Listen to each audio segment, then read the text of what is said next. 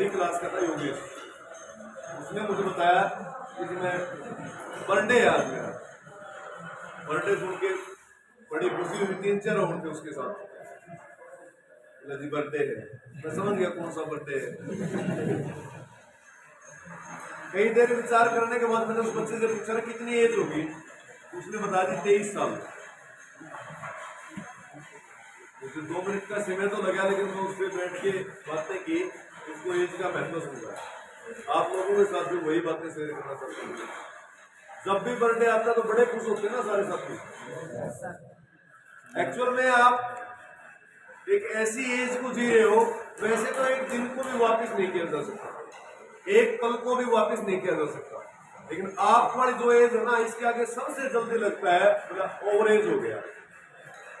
सभी बोलते हैं ना बच्चों, जैसे आप आर्मी की भर्ती देखने जाते हो, कोई 20 साल की उम्र में, कोई 22 साल की उम्र में, ऐसे ओवरेज हो जाता है। उसके बाद 23 के बाद बाहर कर देते हो ना, वो भी क्लैरिकल के लिए, जीडी के लिए तो से 21 है। तो बच्चों, एक जीवन का एक पहलू आपने खो दिया जो आपकी एज को काउंट करवा रहा था आपसे। 21 से पहले जो लड़का कामयाब हो गया जीवन की, अगर अपन नॉर्मली भाषा में बात करें तो मेरा ऐसा कोई उद्देश्य नहीं है बोलने पे करवाने का आपको ये बातें, लेकिन फिर भी मुझे लगता है कि इसको 3 चीजों में तो बांट लिया जाए या 4 में बांट लिया जाए, 4 में बांट लिया जाए।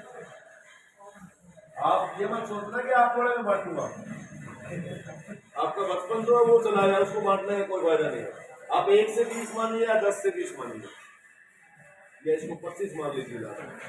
अगर आपने स्टार्टिंग एज के अंदर मेहनत की, टॉप लेवल पे मेहनत की, आपने 10th में अच्छे मार्क्स प्राप्त किए, 12th में अच्छे मार्क्स प्राप्त किए, ITI या अन्य जो भी आप कोर्स करें टेक्निकली, उसके अंदर जबरदस्त मेहनत की, तो ये जो आने वाला आपका गोल्डन पीरियड है ना 30 से 50, ये कैसा बीतेगा बच्चों? बताओ कैसा बीतेगा? बढ़िया, टॉप का।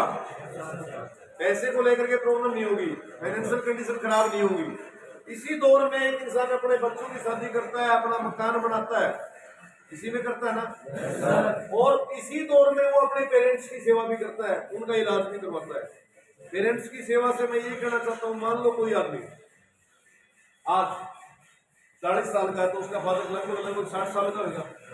60 साल की उम्र में बुढ़ापा आ जाता, बीमारियां घेर लेती हैं, उनको इलाज करवाने के लिए उचित पैसे की जरूरत है या नहीं है? बेटा वो पैसा अपनी कमाई का हो कोई फायदा है, और वही अच्छा लगता है।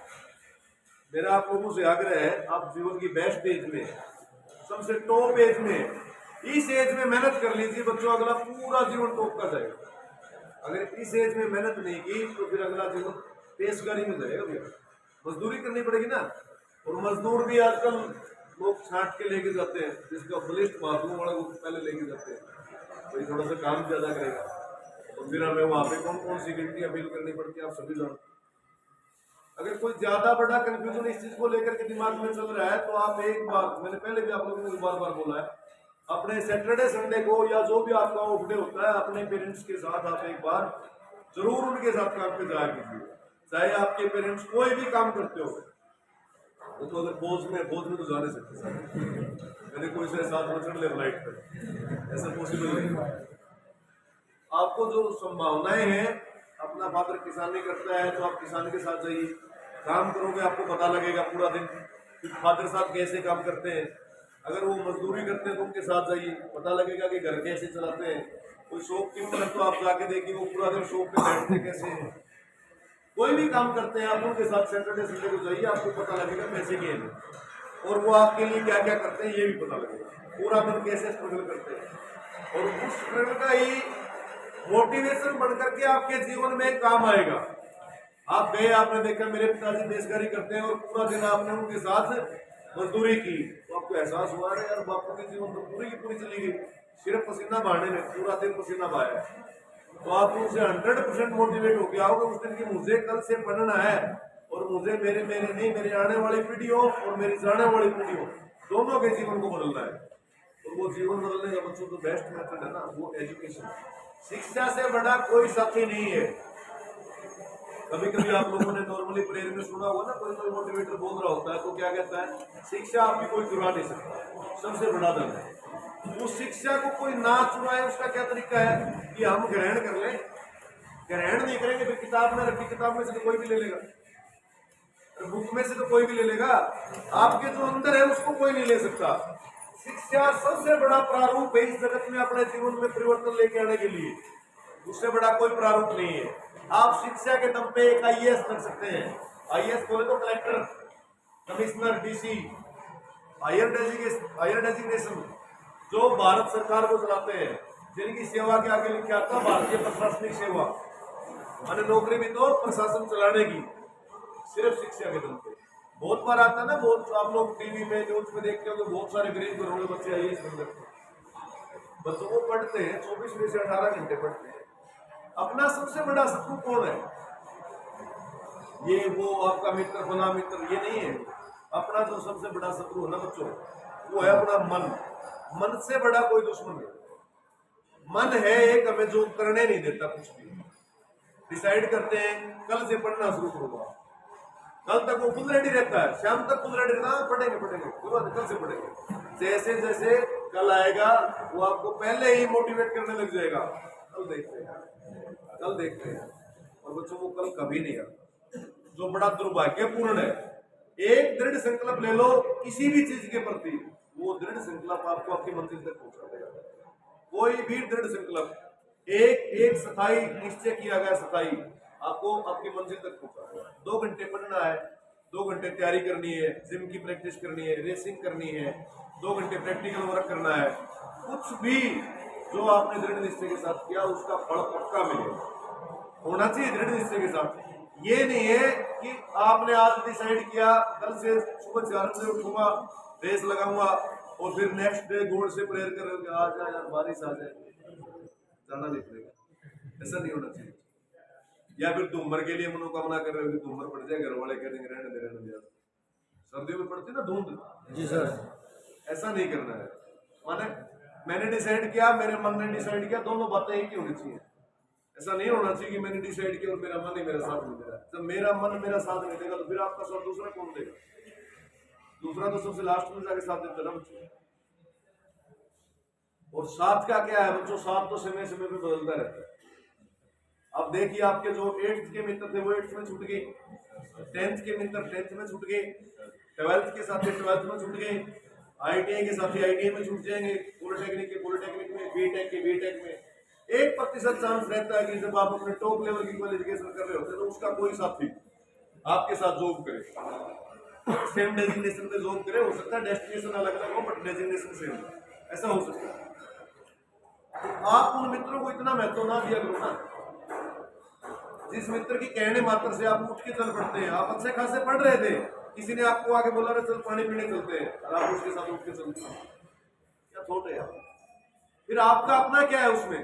आपने क्या डिसाइड किया? मतलब आपको कोई भी कभी भी कहीं भी ले जा सकता है, आपको तो किडनैप करने की जरूरत नहीं है, खाली बोलने मात्र से चले जाते हैं। थोड़ा सा परिपक्व करो भाई, अपने आप को परिपक्व करो। मुझे प्यास होगी तो मैं चला जाऊंगा, नॉर्मल। ये तो बॉडी तो गॉड गिफ्ट है ना, अपने आप बोल के बताती है कि प्यास लगी है पानी पी ले, बोले बनाते ना।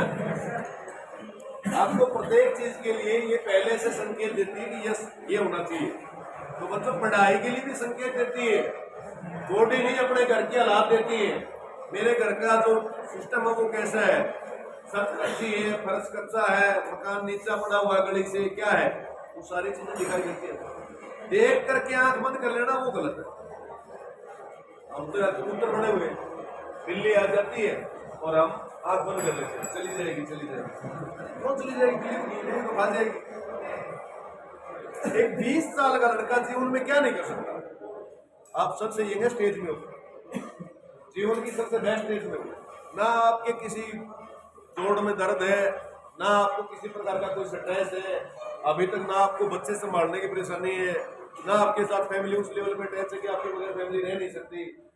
इन फ्यूचर जैसे जैसे आप लोग बड़े होते चले जाओगे तो आपके सामने क्या क्या प्रॉब्लम्स आएंगी। आप मैरिड हो जाओगे, मैरिड के बाद आपके ऊपर एक अनदर पर्सन की रिस्पॉन्सिबिलिटी और आ जाएगी ना बच्चों। अगर एक अनदर पर्सन की रिस्पॉन्सिबिलिटी आएगी तो फिर नेक्स्ट टाइम एक और की भी आएगी। धीरे धीरे परिवार बढ़ता चला जाएगा, खर्चे बढ़ते चले जाएंगे, फिर उनकी शिक्षा, फिर उनका रहना सहना, उनके कपड़े, उनकी ड्रेसिंग से, उन सब चीजों के लिए पैसा चाहिए या नहीं चाहिए? हमें नहीं बढ़ेगी बच्चों की। भाई आप ये सोचोगे मजदूरी कर लेंगे, मजदूरी 1000 हो जाएगी, तब तक मजदूरी अगर 1000 हो भी गई तो खर्चे 1000 हो जाएंगे। शिक्षा एकमात्र ऐसा साधन है जो आपको अपने लेवल से अधिक पैसा दिलवाता है, समाज में इज्जत दिलवाता है, अपने घर वालों की नजरों में, खुद की नजरों में, अपने आप में आप प्रतिष्ठित फील करोगे। आपको लगेगा कि हाँ मैंने कुछ अच्छा किया जीवन में, थोड़ा थोड़ा करके पढ़ना शुरू करो। एक बदलाव, सिर्फ एक बदलाव अगर आपने आज से लिया ना कि मैंने चेंज किया है, मैं पक्का कल से 5 बजे उठूंगा और मैं पढ़ूंगा, मैं लिख के देता हूँ तो आपको कामयाब होने कोई नहीं, बशर्ते उस टाइम टेबल में जो आपने डिसाइड किया उसमें चेंज नहीं होना चाहिए। कोई और एक्सक्यूज उसके साथ जोड़ मत लेना, यार मैं तो पढ़ लेता, फिर तो सर्दी होगी, फिर किसी दिन गर्मी हो जाएगी, फिर पतझड़ हो जाएगी, फिर वर्षा ऋतु आ जाएगी। अरे ऋतु की बात करें, वर्षा ऋतु, आप लोग समझिए उस चीज को, जीवन की इंपॉर्टेंस को समझिए। जीवन में जो महत्व है ना वो आपके लेवल को है, ना कि आपको। आज आपके साथी आपको बोलते हैं ना कि यार फला बहुत अच्छा व्यक्ति है, तो your status is very good, so they can say, otherwise कौन कहेगा? अगर स्टेटस नहीं है तो कोई कहेगा क्या? स्टेटस है तो वो लोग कह रहे हैं। आप लोगों ने अक्सर लोगों को हाथ मिलाते हुए देखा हो ना, हाथ मिलाने के बाद पूछते हैं, क्या पूछते हैं? आप क्या करते हो बच्चे? ये सवाल सबने सुना होगा। आपने कभी सोचा कि इस सवाल के पीछे का क्या मतलब है? इस सवाल के पीछे का मतलब है बच्चों, आपकी औकात जानना चाहते हैं, आपका स्टेटस क्या है, लेवल क्या है। आपने बोला, आपने बोला एसडीएम हुए बड़े, तुरंत चेंज, आओ चेंज। और आपने बोला जब मुनिसिपल में चौकीदार हूं, तो भी चेंज। मैंने डिसाइड करते ना लोग इज्जत कितनी देनी है, तो फिर आपको कहाँ मिल रही है? रिस्पेक्ट तो आपके कार्य को मिल रही है, तो आप काम कर रहे हो, रिस्पेक्ट उसको मिल रही है। वो काम कोई बंदा कैसा करेगा? जैसा वो जानता है, सिंपल। सपोज दैट आई में बार तो क्या करूँगा? कटिंग ही करूँगा ना। और मैं मोची हूँ तो जूते ठीक करूँगा, मैं टेलर हूँ तो कपड़े सिलूंगा, मैं टीचर हूँ तो मैं पढ़ाऊंगा, मैं प्रोफेसर हूँ तो मैं कोच करूँगा, मैं पायलट हूँ तो मैं बुनाई करूँगा, और फाइनेंसर हूँ तो फाइनेंस का काम करूँगा, एडमिनिस्ट्रेटर हूँ तो मैनेजमेंट का काम करूँगा। और नाना प्रकार के काम इस समाज में फैले हुए हैं। जितने कार्य है उतनी ही इज्जत के प्रकार। आप समझिए मैं जो कहना चाह रहा हूँ। सबसे बड़ा आनंद पता कब आता है? कई बार आप जैसे बच्चों के पेरेंट्स सर्विस में भी होगा, किसी का फौज में होगा, किसी का पुलिस में होगा। आप बच्चे लोग क्या करते हो? बड़ा मतलब गौरव के साथ बोलते हो, क्या कहते हो? मेरा पापा हरियाणा पुलिस में, कह देते ना। इससे 2 गुना आनंद आता है, 2 गुना, बल्कि 4 गुना कह सकते हैं आप। जब आपके फादर साहब से कोई पूछता ना, और बच्चे क्या करते हैं जी, और आपके फादर साहब बोलते हैं एक इंजीनियर है, एक डॉक्टर है, वो है, वो पल है, वो मोमेंट आपके लिए प्राउड फील करने वाला, और आपके फादर साहब के लिए भी। आप उनसे पूछना कभी, वो बता के कितना सुकून महसूस करते हैं। 5 लोगों में खड़े होते हैं या किसी रिलेशनशिप में जाते हैं, रिश्तेदारी में जाते हैं, वहाँ पे अमूमन लोग पूछ ही लेते हैं ना कि आपके पास कितने बच्चे हैं? पहले बताते हैं 2 बेटे 1 बेटी, या 2 बेटी 1 बेटा, जो भी होता है। उसके बाद पूछते हैं आपका बेटा क्या करता है? फिर वो धीरे से बताते हैं खेती ये कर है। आप समझते हैं उस व्यक्ति को ये शब्द कहने में कितना जोर पड़ा, कितना लाउड फील किया उन्होंने अंदर से। शब्द नहीं थे उनके पास, मजबूरी बस बोलना पड़ा। आपकी नाकामयाबी का परीक्षा उन्हें देना पड़ा, और सिर्फ नाकामयाबी है ना बच्चों, आलसी लोगों के भाग्य में आती है। जो बच्चे हार्डवर्कर होते हैं, मेहनत करते हैं, वो तो दूध का काम करके भी पैसे कमा लेते हैं। कमाते हैं नहीं कमाते? मेरा एक मित्र है, हाल फिलहाल में पिछले 5 साल से, वैसे तो IIT है, IIT तो नहीं है, इंजीनियर है, इंजीनियर। दूध का काम शुरू किया बच्चों, उसमें वहाँ 30,000 रुपये कंपनी में जॉब करता था, 30,000 रुपये मंथली। आप 3 लाख रुपये मंथली कमा रहे हैं। लेकिन जो शिक्षा के साथ पैसा कमाने की पीछे था ना बच्चों, वो अन्य किसी कार्य में नहीं। इसलिए आप देश के वो 50% बच्चों में शामिल हो जिनको ये प्रोफेशन मिला है, ये संस्थान मिला है, ये प्लेटफॉर्म मिला है, ये क्लासरूम मिला है, ये मशीनरी की फैसिलिटी मिली है। आप इसका सदुपयोग कीजिए।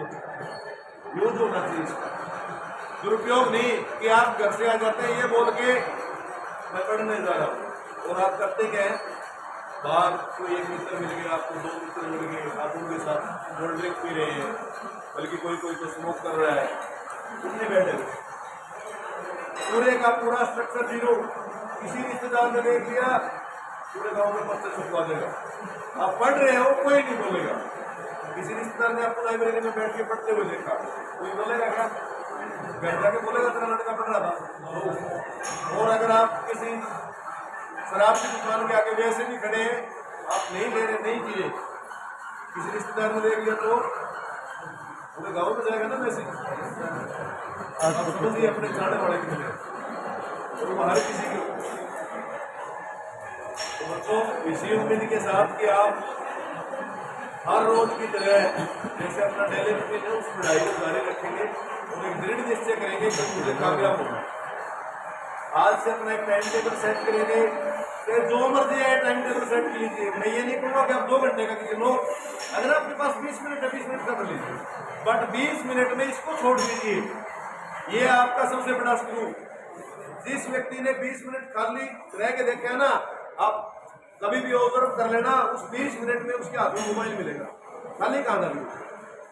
कितना अच्छा होता 20 मिनट के लिए उसको एरोप्लेन मोड पे करके रख देता, कोई भी किताब पढ़ लेता, कोई भी ऐतिहासिक पौराणिक वेद गीता भगवत पुराण कुछ भी पढ़ लेता, वो शिक्षा देगी ना आपके। इसीलिए बच्चों अपने टाइम टेबल में स्टडी का टाइम निर्धारित, पढ़ने का टाइम जरूर डालो। कुछ भी हो जाए पढ़ाई का समय हमारे पास होना चाहिए, चाहे वो आधा घंटा 20 मिनट। मैं नहीं कहता पर्टिकुलरली आप ऑटोमोबाइल इंजीनियरिंग कोई पढ़िए, फोटो मैकेनिक कोई पढ़िए, कारपेंटर कोई पढ़िए, या हिस्ट्री को पढ़िए, सोशल साइंस को पढ़िए, no there is no condition.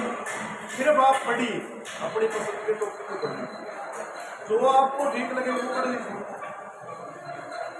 ठीक है जी, उम्मीद कर सकते हैं क्या पढ़ोगे आप लोग आज से?